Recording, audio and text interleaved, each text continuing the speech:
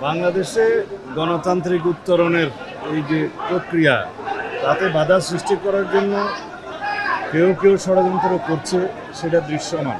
আমরা ধর্মের ভিত্তিতে রাজনীতিতে কোনো বিভাজন চাই না, করব।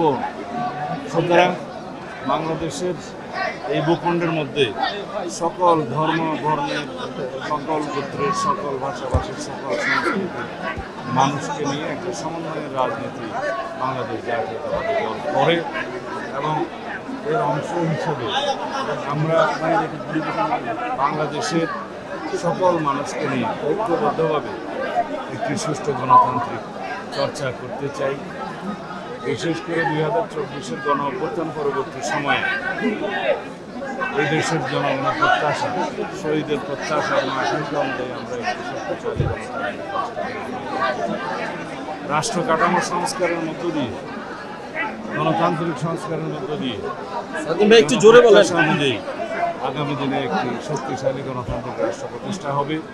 এই লক্ষ্যে আমাদেরকে আগামীতে বাংলাদেশে একটি জাতীয় সংসদ নির্বাচনের জন্য সবাইকে অংশগ্রহণ করতে হবে।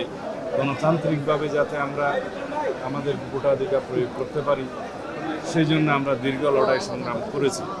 আজকে সেই অধিকার প্রায় প্রতিষ্ঠা হওয়ার পথে, পূর্ণাঙ্গ প্রতিষ্ঠা হবে যেদিন আমরা সুষ্ঠু নিরপেক্ষ একটি সুন্দর জাতীয় সংসদ নির্বাচনে আমাদের নিজেদের ভোট প্রয়োগ করতে পারব, জনগণের ভোটাধিকার প্রয়োগ করতে পারব।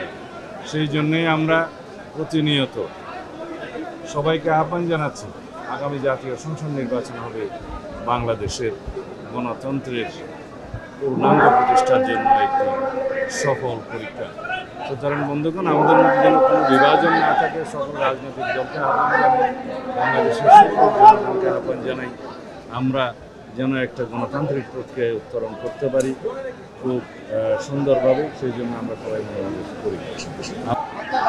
এখানে আন্তর্জাতিক মহলও থাকতে পারে, দেশি বিদেশি শক্তি সক্রিয়, সেটা আমরা অনুমান করতে পারি। কিন্তু বাংলাদেশের জনগণ এখন ঐক্যবদ্ধ।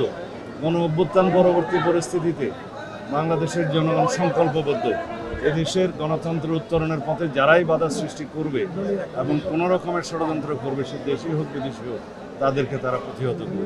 পিআর পদ্ধতি নিয়ে আমি আগেও কথা বলেছি। পিআর পদ্ধতি হচ্ছে একটা পার্মানেন্ট রেস্টলেসনেস পদ্ধতি, যার মধ্য দিয়ে দেশে এবং বিভিন্ন দেশে এটা দেখা গেছে একটি অস্থিতিশীল পরিস্থিতি বিদ্যমান থাকে সব সময়ের জন্য এবং কোনো স্থায়ী সরকার ব্যবস্থা প্রতিষ্ঠিত হয় না সুষ্ঠু প্রক্রিয়ায়।